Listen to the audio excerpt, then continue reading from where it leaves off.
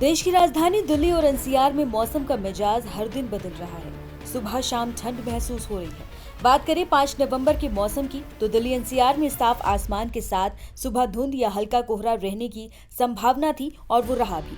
दिन का अधिकतम तापमान 29 से 31 डिग्री सेल्सियस और न्यूनतम 16 से 18 डिग्री सेल्सियस रहने का अनुमान है। हवा की स्पीड सामान्य से हल्की रहेगी।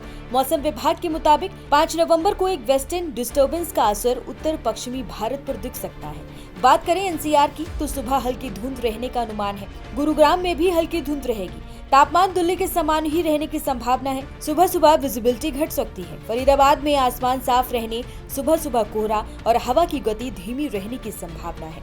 इसी तरह गाजियाबाद और नोएडा में आसमान साफ पर हवा धीमी होने के चलते सुबह स्मॉग बढ़ सकता है। मेरठ, हापुड़, बागपत, बुलंदशहर में दिन अपेक्षाकृत गर्म और साफ और सुबह कोहरा गिरने की संभावना है। कुल मिलाकर एनसीआर के ज्यादातर जिलों में दिन साफ रहेगा। सुबह के समय धुंध या हल्का कोहरा और हवा की धीमी गति के चलते वायु गुणवत्ता प्रभावित हो सकती है। बात करें एक्यूआई की, तो हाल के सप्ताहों में दिल्ली एनसीआर में दिवाली के बाद वायु गुणवत्ता बहुत ज्यादा बिगड़ी है। कुछ दिनों पर हजार्डस स्तर भी रिपोर्ट हुआ था। मौसमी स्मॉग की संवेदनशीलता अभी बनी हुई है। आईएमडी के अनुसार हवा धीमी और सुबह धुंध रहने के चलते PM 2.5 से PM 10 का स्थानीय स्तर ऊंचा रह सकता है। लिहाजा 5 नवंबर को एक्यूआई में सुधार की गारंटी नहीं दी जा सकती। मौसम के मिजाज को देखते हुए आम लोगों और ऑफिस जाने वालों के लिए कुछ सुझाव हैं। जैसे अगर सांस लेने में समस्या हो, अस्थमा या हृदय रोग है, तो सुबह ज्यादा घूमना दौड़ना, व्यायाम टालें या समय बदलें। बाहर जाते समय मास्क पहनना सुरक्षित है। बच्चों बुजुर्गों को सुबह सुबह बाहर भेजने से बचाएं। खिड़कियां सुबह खुली रखने से पहले एक्यूआई और धुंध पर नजर रखें। बता दें कि राजधानी दिल्ली में प्रदूषण का स्तर दिन प्रतिदिन बढ़ता ही जा रहा है। डॉक्टरों और डाटा के मुताबिक यह रहना स्वास्थ्य के लिए खतरनाक बनता जा रहा है। ताजा रिपोर्ट के मुताबिक दिल्ली में होने वाली हर 7 मौत में एक की वजह शहर में मौजूद जहरीली हवा।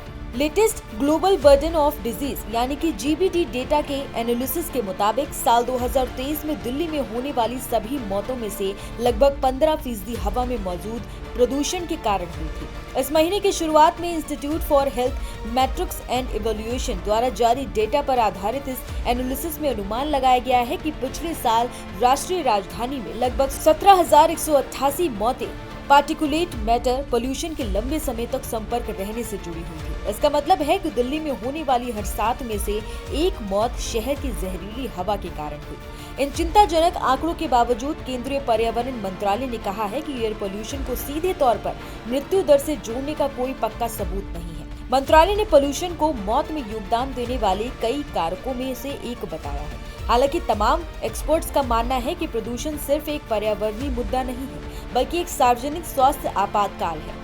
GBD एनालिसिस से पता चलता है कि दिल्ली में एयर पोल्यूशन से संबंधित मौतें 2018 में 15,786 से बढ़कर 2023 में 17,188 हो गई। इसी दौरान हाई ब्लड प्रेशर और डायबिटीज से होने वाली मौतें भी बढ़ी, लेकिन वो एयर पोल्यूशन से होने वाली मौतों से कम रही। CREA के रिसर्चर ने कहा कि साल दर साल उतार चढ़ाव के बावजूद पार्टिकुलेट मैटर पोल्यूशन से होने वाली मौतों की संख्या लगातार ज्यादा बढ़ रही है। दिल्ली का प्रदूषण लगातार बढ़ रहा है और सुप्रीम कोर्ट में जब ये मामला सामने आया तो पता ये चला कि सुप्रीम कोर्ट में दीपावली के आसपास जो AQI का डेटा था वो 39 AQI मॉनिटरिंग सेंटर में से केवल दीपावली के दिन 9 मॉनिटरिंग सेंटर चल रहे थे, बाकी सब बंद थे। तो इसी से आप समझ सकते हैं कि सरकार इस मुद्दे पर कितना गंभीर है। जबकि दिल्ली का जो प्रदूषण है वो लगातार बढ़ रहा है। जो वायु की क्वालिटी है वो उसके वजह से ग्रैब सेकंड को लगाना पड़ा हुआ है। और ये आप देखिए कि पृथ्वी विज्ञान मंत्रालय, इस इमारत के बाहर मैं इसलिए खड़ा हूँ क्योंकि ये जो इमारत है यहाँ से पर्यावरण के बारे में तमाम सारी जो गतिविधियाँ हैं वो चलती हैं। और इस इमारत के बाहर में भी एक डिस्प्ले बोर्ड लगा हुआ है जिसमें लगातार AQI दिल्ली का कितना है वो ये बताता था। लेकिन अभी मैं आपको दिखाता हूँ कि ये जो अर्थ भवन है यानी जो पृथ्वी भवन है, इसके बाहर का AQI का आप डिस्प्ले देखिए कि यहाँ पूरी तरीके से ये जो डिस्प्ले है ये काम नहीं कर रहा है। एयर क्वालिटी डिस्प्ले सिस्टम, ये आप देखिए बाकायदा नीचे लिखा हुआ है एयर क्वालिटी डिस्प्ले सिस्टम, आप देख सकते हैं। और ये पर्यावरण यानी एनवायरनमेंट का जो मंत्रालय है उसके अर्थ भवन के बाहर की ये तस्वीर है कि यहाँ का खुद का जो डिस्प्ले है, जिसमें AQI यानी एयर क्वालिटी को दर्शाना चाहिए था कि इस वक्त AQI कितना है, ये डिस्प्ले काफ़ी समय से ख़राब पड़ा हुआ है। तो यही वजह है कि सुप्रीम कोर्ट ने भी ये सवाल उठाया है कि जब 39 मॉनिटरिंग सेंटर हैं तो दीपावली के आसपास उसमें से 30 मॉनिटरिंग सेंटर बंद क्यों रहे। कई सारे जो पर्यावरण के जानकार हैं इस मामले से जुड़े, वो भी ये कहते हैं कि वायु की गुणवत्ता के मामले में जो डेटा है वो ठीक तरीके से नहीं दिया जा रहा है। और जब आप डेटा ठीक तरीके से नहीं देंगे तो वायु की गुणवत्ता को सुधारने का सख्त कदम क्या आप अपनाएंगे।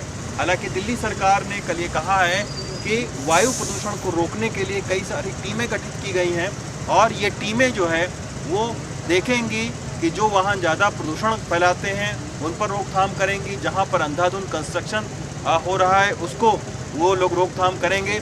लेकिन निश्चित तौर पर इस तरीके के जो भी मॉनिटरिंग सेंटर हैं सबसे पहले उनको सरकार को दुरुस्त करना चाहिए ताकि लोगों के अंदर एक जागरूकता फैले।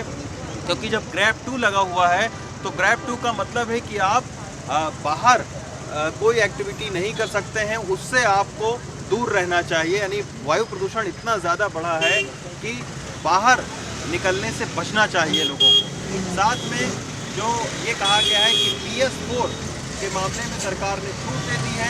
अब PS3 की जो कॉमर्शियल गाड़ियां हैं वो दिल्ली के अंदर नहीं आ सकती हैं। लेकिन विरोधी पार्टियां भी तमाम सारे सवाल उठा रही हैं कि जब इस वक्त दिल्ली की प्रदूषण बढ़ा हुआ है, ग्रैब 2 लगा हुआ है, तब आखिर जो दिल्ली की मुख्यमंत्री हैं रेखा गुप्ता वो बिहार चुनाव प्रचार करने गई हैं। हालांकि सरकार का ये कहना है कि अभी उनको आए हुए 8 दिन हुआ है और ये पुरानी सरकार ने वायु गुणवत्ता को सुधारने के ऊपर कुछ काम नहीं किया। लेकिन हमने देखा है दिल्ली के अंदर सरकारें बदलती रही हैं लेकिन प्रदूषण जो है वो दिल्ली का इस मौसम में कम नहीं हुआ है। दिल्ली से धर्मेंद्र के साथ रविश रंजन शुक्ला, NTV इंडिया।